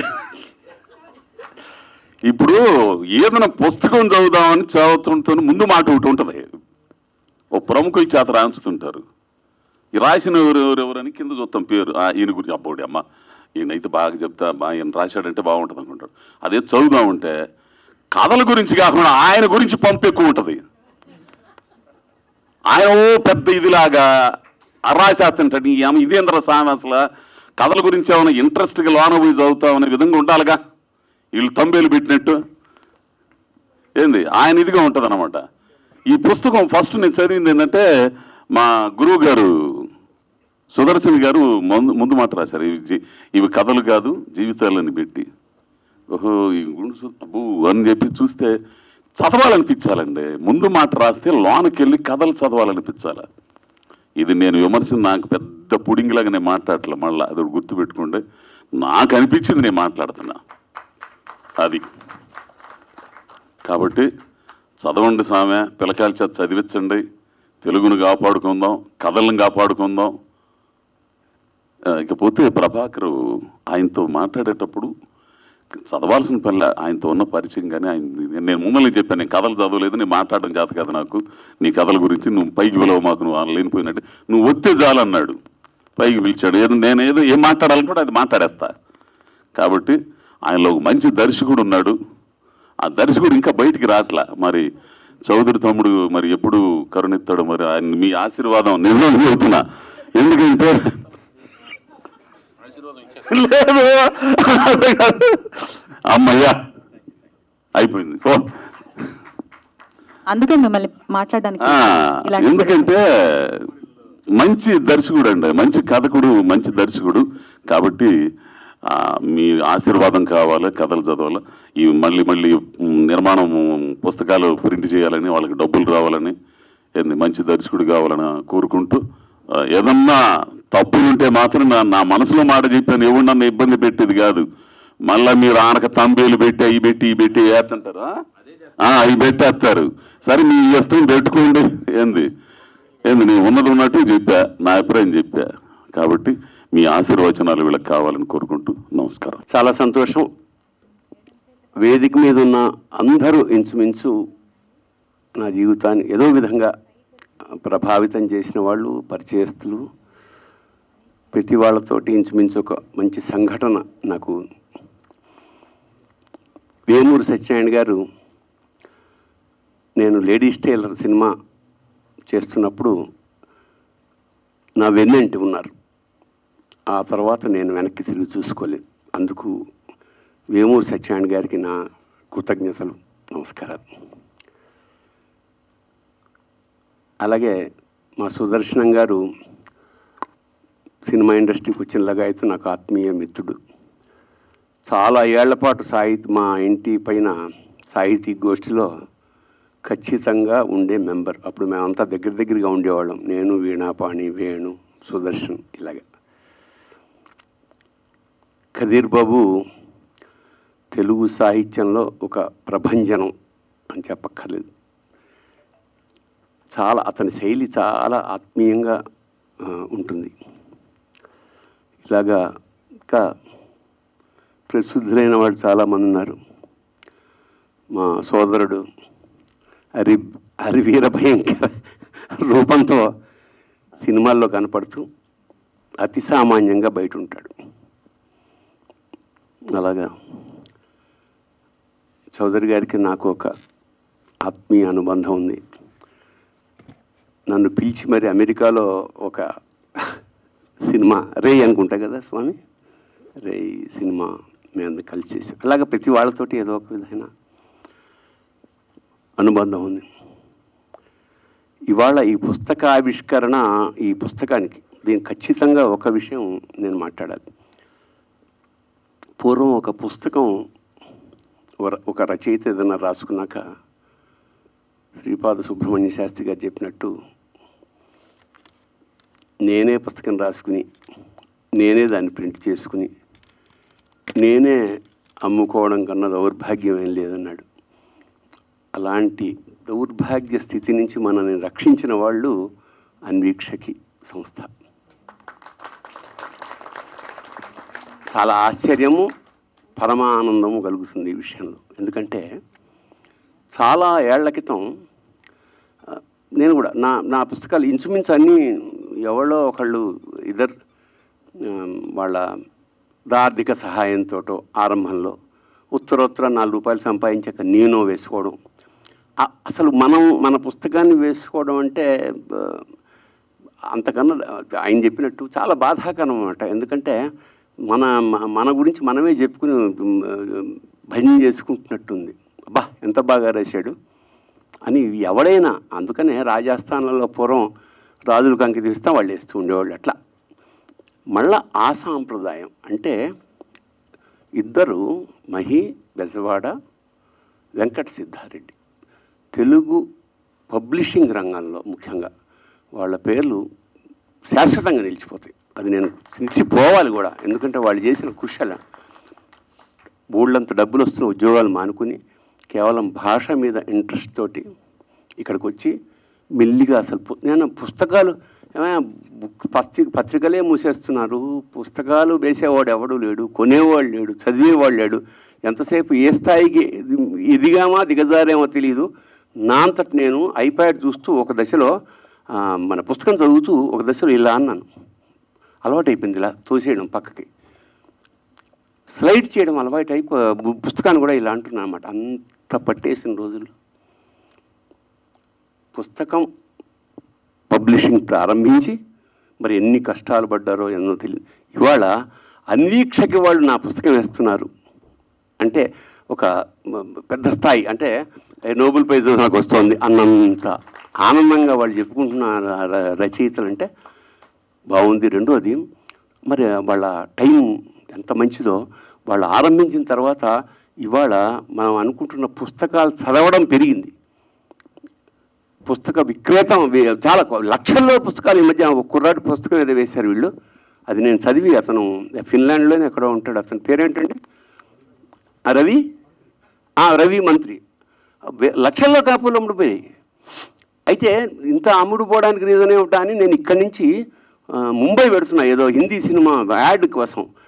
ఆ పుస్తకం నాకు మా అమ్మాయి కొని గిఫ్ట్గా ఇచ్చింది, నాన్న ఇది చదవండి అని.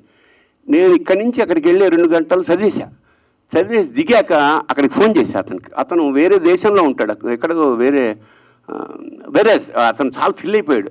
అతను ఏమన్నాడంటే, సార్ ఇది 2 ఏళ్ల క్రితం నేను ప్రింట్ చేసినప్పుడు మీకు పుస్తకం పంపానండి అని ఒక ఫోటో పంపి మీకు అందలేదు, ఇవాళ మీరే నాకు ఫోన్ అంటే ఏమిటంటే ఇది అంతటికి కారణం ఏమిటంటే పబ్లిషర్. అన్వీక్షక్ అనేది లేకపోతే ఈ అద్భుతాలు జరిగి ఉండేవి కావు. అంచేత ఒకసారి కాదు 100 సార్లు ఇలాంటి పుస్తక సభల్లో, ఎందుకంటే నాకు ఎవరన్నా పాట పాడుతుంటే ఆ పాట రచయిత పేరు ప్రస్తావించకపోతే నాకు చాలా చివుకుమంటుంది. ఎందుకంటే తప్ప అది వాడి జనకుడు తండ్రి. ఆ పాట ఎప్పుడు పూర్తవుతుంది? పాడినప్పుడు.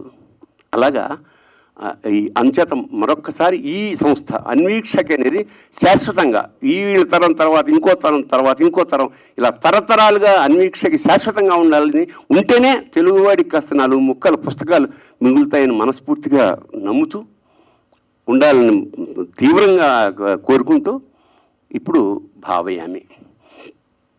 అతను గతంలో నాకు పుస్తకం తెచ్చి ఇచ్చాడని ఆయన నిన్న చెప్పాడు. మళ్ళీ ఏమంటే గతంలో వచ్చాను సార్ నేను, అప్పుడు నేను మళ్ళీ రికలెక్ట్ చేసుకున్నాను. ఎందుకంటే చాలామంది వస్తుంటారు, పుస్తకాలు ఇస్తూ ఉంటారు. సో ఫస్ట్ కండిషన్ తీగానే ఇది అన్వీక్షకి ప్రింట్ చేసింది అనగానే చదవబుద్ధి చేస్తుంది, పుస్తకం బాగుంటుంది. సరే మొత్తానికి అతను, సార్ అన్నీ చదవలేకపోయినా కనీసం ఒక కథన్నా చదవండి, మీరు ఈజీగా కనెక్ట్ అయ్యేది ఓయి శివుడు అని అన్నాడు. శివుడు పెట్టగానే కొంచెం నాకు ఏదో మ్యాగ్నెటిక్ లాగా టక్కున సర్లే చూద్దామంటే తిరగేశా.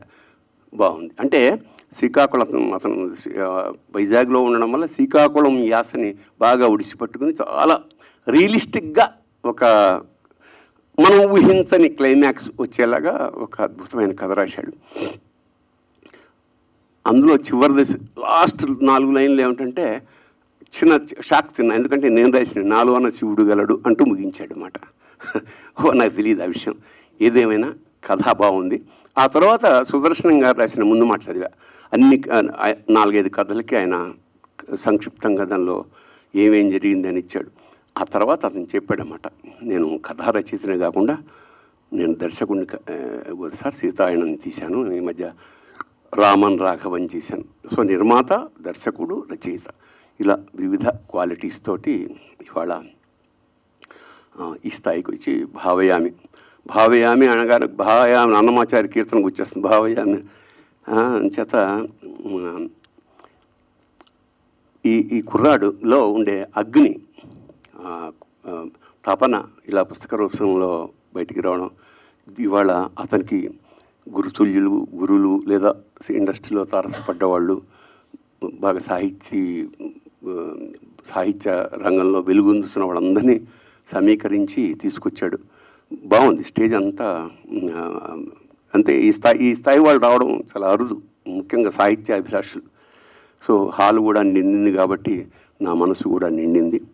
ఈ కుర్రాడికి మంచి భవిష్యత్తు ఉండాలి, మంచి పుస్తకాలు రాయాలి, ఆ పుస్తకాలు మళ్ళీ అన్వీక్షకి వాళ్ళే వెయ్యాలి అని మనస్ఫూర్తిగా కోరుకుంటూ శుభం భూయాత్. శివోహం. సభకు నమస్కారం అండి. నేను ఏ సభకు వచ్చినా, ఏ వేదికనెక్కినా, నేను ఈ స్థాయికి, ఈ వేదిక మీదకి రావడానికి కారకులైన నా స్ఫూర్తిని తలుచుకుందే నేను ప్రారంభించలేను. ఎందుకంటే ఏ మనిషి స్ఫూర్తి లేనిదే ఇంతంత ఒక స్థాయికో ఒక ఎత్తుకో ఎదగటం అనేది సాధ్యం కాదు. నేను ఈ స్థాయికి, ఏదైతే స్థాయి నేను ఇప్పుడు ఉన్నానో ఆ స్థాయికి రావడానికి కారకులైన విశ్వవిఖ్యాత నట సార్వభౌమ నందమూరి తారక రామారావు గారికి ధన్యవాదాలు తెలియజేసుకుంటున్నాను. ఆ స్ఫూర్తి అనేది లేకపోతే మానవ జీవితానికి, స్ఫూర్తికి కృతజ్ఞతలు తెలిసిపోయి ఒక కార్యక్రమం అణువు లేకపోతే మానవ జీవితం అనేది వ్యర్థము కింద నేను భావిస్తుంటాను ఎల్లప్పుడూ, ఎప్పుడు, నా జీవితాంతం కూడా. అట్లాగే ఈ వేదికకి నాకు అసలు ఏమాత్రమూ సంబంధం లేదు. ఎందుకంటే ఎందరో మహానుభావులు, అందరికీ వందనాలలాగా ఈ వేదిక మీద ఉన్న వాళ్ళందరూ కూడా తెలుగు భాష మీద, తెలుగు సంస్కృతి మీద, తెలుగు సాహిత్యం మీద ఎంతో పట్టు ఉన్న మహానుభావులు అయితేనే పుస్తకాలని, కథల్ని, సాహిత్యాన్ని రాయగలిగి పుస్తకాలు ముద్రించే స్థాయికి వెళ్ళగలిగిన వాళ్ళు. అలాంటి వాళ్ళందరూ ఈ వేదిక మీద ఉన్నారు. ఆ వేదిక మీద నేను రావడానికి కారణం ఏంటంటే, నా సహోద్యోగి అంటే నాతో పనిచేశాడు, నా కింద పనిచేశాడు అంటే నాకు ఎప్పటికి ఇష్టం ఉండదు. నా అసిస్టెంట్ డైరెక్టర్లు అందరూ కూడా, నాతో పాటు పనిచేసిన సహాయ దర్శకులు అందరూ కూడా నా సోదరుల కింద నేను భావిస్తుంటాను. సీతయ్య ఎవరి మాట వినడు అనే సినిమాకి ప్రభాకర్ ఆరిపాక నా దగ్గర పనిచేశారు. సో ఆ కనెక్షన్తో నేను ఈ వేదిక మీదకి రాగలిగాను అంతే. అంతేగాని నాకు ఈ పుస్తక ఆవిష్కరణ ఫంక్షన్స్కి నాకు ఏమాత్రం సంబంధం లేదు, నాకు అంత స్థాయి లేదు అని నేను ప్రగాఢంగా విశ్వసిస్తున్నాను. బ్రదర్స్ డేనా అయితే thank you so much Shiva Mallala గారు. అయితే నేను నమ్మేది ఒకటేనండి, దేవదేవుని అంటే ఎవరో, ప్రతి ఒక్కరూ ఒక దేవుని నమ్ముతుంటారు. ఆ దేవదేవుని అనుగ్రహంతో ప్రతి వ్యక్తి, నిన్న కూడా మనం మాట్లాడుకున్నాం దీని మీద, ఒక్కొక్క ప్రత్యేకమైన గ్రాహక శక్తితో తల్లిదండ్రుల కడుపున పడుతుంటారు. ఒకే తల్లిదండ్రుల కడుపున పుట్టిన ఇద్దరు అన్నదమ్ములకి ఒకే గ్రాహక శక్తి ఉండదు. అంటే ఈ సృష్టి నుంచి గ్రహించే శక్తి, గ్రాహక శక్తి అంటే బుద్ధి బలము, బుద్ధి కుశలత, ఏదైతే మనం దాన్ని సంబోధిస్తుంటామో దాన్ని గ్రహించే శక్తి అనమాట. ఆ గ్రహించే శక్తి నుంచే పుట్టుకతోనే ఎవరు మహాజ్ఞాని, లేకపోతే అద్భుతమైన తెలివితేటలు, జ్ఞాన సంపద ఉండదు. గ్రాహక శక్తి అయితే ఉంటుందన్నమాట, బుద్ధి కుశలత ఉంటుందన్నమాట. సో పరిసరాల నుంచి కానీ, తను పుట్టిన కాలమాన పరిస్థితుల్లోంచి, తను కలిసిన స్నేహితులు, చదివిన పుస్తకాలు, కలిసిన బుద్ధి జ్ఞానం నేర్చుకున్న, అంటే విద్య నేర్చుకున్న గురువుల దగ్గర నుంచి కానీ, తిరుగాడిన ప్రదేశాల నుంచి కానీ, చూసిన సినిమాల నుంచి కానీ, వీటి నుంచి ఈ గ్రహించే శక్తి ఒకటి ఏదైతే ఉందో, దాని సామర్థ్యం ఉందో, వాటన్నిటి నుంచి గ్రహించి తనలోని ఒక వ్యక్తిత్వాన్ని బలీయంగా తయారు చేసుకుని నేను అనే ఒక వ్యక్తిత్వాన్ని ఏర్పరచుకోగలుగుతాడు. అది ఒక్కొక్కళ్ళకి ఒక్కొక్క రకమైన విచిత్రమైన వ్యక్తిత్వం తయారవుతుంది అనమాట. అదే ఆ వ్యక్తి యొక్క పర్సనాలిటీ, అదే వ్యక్తిత్వం అనమాట. ఆ వ్యక్తిత్వం ఒక్కొక్కళ్ళకి ఒక విచిత్రమైన విభిన్నమైన వ్యక్తిత్వం ఉండబట్టి ఒక్కొక్కళ్ళు ఒక రకమైన రచయితల కింద వాళ్ళకున్న సామర్థ్యాన్ని బట్టి ఈ సమాజంలో గ్రహించినవి, వాళ్ళకున్న కాలమాన పరిస్థితుల్లో వాళ్ళ యొక్క సమయంలో జీవన ప్రయాణంలో గ్రహించిన సమయంలోని దాంతోపాటు ఇలాంటి పుస్తకాలు రాద్దాము అనే ఒక గొప్ప కార్యక్రమానికి, సాహసానికి పూనుకుంటారు. ప్రభాకర్ ఇలాంటి పుస్తకం రాయటానికి సాహసం చేశాడంటే అది పెద్ద విషయం అనమాట. ఎందుకంటే ఇందాక ఎవరికి పోటీ కదా సార్ అందరూ అనుకుంటున్నారు. ఎందుకంటే ఇక్కడ దర్శకులు చాలామంది ఉన్నారు సినిమా ఫీల్డ్లో కూడా. ఎవరి కుర్చీ వారిదే అని నమ్ముతుంటాను. ఎందుకంటే నేను చెప్పిన ఇంతకు ముందు దాని ప్రకారం ఒకళ్ళ బుద్ధికి ఇంకొకళ్ళ బుద్ధికి ఎందుకు తేడా ఉంటుందంటే, వాళ్ళు పెరిగిన వాతావరణం, వాళ్ళు కలిసిన స్నేహితులు, వాళ్ళు చదివిన పుస్తకాలు, వాళ్ళ గ్రాహక శక్తి వేరేగా ఉంటుంది. కాబట్టి ఎవరికి పోటీ రారు. ఒకే థియేటర్లో కూర్చుని ఒకే పుస్తకం చదివిన నలుగురు ఆలోచనలు వేరే రకంగా ఉంటాయి. ఒకే క్లాసులో పెరిగిన గురువు దగ్గర నేర్చుకున్న శిష్యులు, ఒకే రోటీ కపడా మకాన్ అంటే ఒక తల్లిదండ్రుల దగ్గర పెరిగిన ఇద్దరు అన్నదమ్ముల యొక్క గ్రాహక శక్తి ఒకే రకంగా ఉండదు. కాబట్టి వాళ్ళు ఒకే రకమైన బుద్ధితో పెరగరు. కాబట్టి ఎవరికి ప్రపంచంలో పోటీ గారు, ఎవరికి నకలు రాలేరు. సో చెప్పేవాడికి వినేవాడు లోకం అనే సామెత పాతదైపోయింది. రాసేవాడు చదివేవాడికి లోకువ, ఇది కొత్తది. మనం ఏం తీసినా రకరకాల తమ్మునైల్స్ పెట్టి ఎండగట్టే వాళ్ళు ఉన్నట్టు, నువ్వు ఏం రాసినా వాళ్ళకున్న జ్ఞానంతో అందులో ఇది ఉంది అది లేదని చెప్పేవాళ్ళు కూడా ఎక్కువ. సో అలాంటి దాంట్లో నువ్వు ఎంచుకున్నావు ఇప్పుడు ఇంకో కొత్త రూటు. సో ఉంటాయా? కాదు భయ్యా, శివమల్లాలు నువ్వు పెట్టుకుంటున్నావు. తమ్ముడు నన్ను ఎక్స్క్యూజ్ చేయి. మనందరం 83లో మద్రాస్, 84 నుంచి మనందరం ఫ్రెండ్స్. ఓకే సరే. అయితే నేను అనేది ఏంటంటే, అది పాత సామెత. చెప్పేవాడికి వినేవాడు లోకో కంటే కూడా వినేవాడి చేతిలో చెప్పేవాడు ఉన్నాడు. సో మనము చాలా కాన్షియస్గా, చాలా శ్రద్ధగా ప్రతిరోజు మనం అప్డేట్ చేసుకుంటూ, ప్రతి క్షణము అప్డేట్ చేసుకుంటూ మనం రాస్తూ ఉండాలి, తీస్తూ ఉండాలి. దర్శకుడు అయితే తీస్తూ ఉండాలి, రచయిత అయితే రాస్తూ ఉండాలి. చెప్పేవాడు చాలా శ్రద్ధగా చెప్పాలి, ఆలోచించి చెప్పాలి, మాట్లాడాలి. ఇందులో కూడా ఉందా ఏమన్నా తమ్ముడు? అది. So I wish you all good luck. ఇది పెద్ద సాహసం, కానీ కథలో డెఫినెట్గా తక్కువ రాస్తూ నీ ఆశయం సినిమా ఎవ్వరి మాట వినకుండా నీ సీతయ్యతో మన ఇద్దరు అసోసియేషను, నువ్వు అద్భుతమైన సినిమా తీసి మంచి దర్శకుడిగా ఎదగాలని మనస్ఫూర్తిగా కోరుకుంటున్నాను. I wish you all good luck. Thank you sir. అలాగే ఈ ఫంక్షన్కి నాకు నువ్వు పంచాను, చక్కటి లాల్చీతో వచ్చావు. కండువా అయితే లేదు, కానీ తెలుగుతనం ఉత్తుపడితే నువ్వు హాయిగా ఉన్నావు, ఆనందంగా ఉన్నావు. I wish all good luck. నన్ను పిలవటం నాకు ఆనందం కలిగింది. Thank you. పిచ్చేసిన అందరికీ నమస్కారం. సాహితీ సభలు అంటే ఒక గంభీరమైన వాతావరణంలోనూ అంటే సైలెంట్గా, ఒక ముభావంగా అట్లాగా ఉంటాయని అనుకునే పరిస్థితుల్లోని చాలా ఆహ్లాదంగా, అద్భుతంగా జరిపిన అతిథులందరికీ కూడా వినమ్రపూర్వక వందనాలు. ప్రతి మనిషి జీవితంలోనూ విజయానికో అపజయానికో ఎవరో వెనకాల ఒకళ్ళు ఉంటారు. నాన్న, అమ్మ, భార్య, తల్లి. ఇలా నేను ఈ కథల పుస్తకం రాయగలిగాను, ఈరోజు ఇలా మాట్లాడుతున్నానంటే నా వెనకాల ఉన్నది మాత్రం కేవలం అక్షరం మాత్రమే. ఆ అక్షరానికి శిరస్సు వంచి పాదాబంధనం చేస్తున్నాను. రీల్స్ తోటి రిలేషన్స్ నడుపుతున్న ఈ ప్రపంచంలో కేవలం ఎమోషన్ అనేది వాట్సాప్ స్టేటస్ల్లోనో మన ఫేస్బుక్ వాల్స్లోనూ ఉంటున్న తరుణంలో అని చాలామంది అంటుంటాయి. ఆ టైంలో ఒక ఎమోషనల్ కథలు రాయగలిగే ధైర్యం ఇచ్చింది కూడా ఈ అక్షరమే.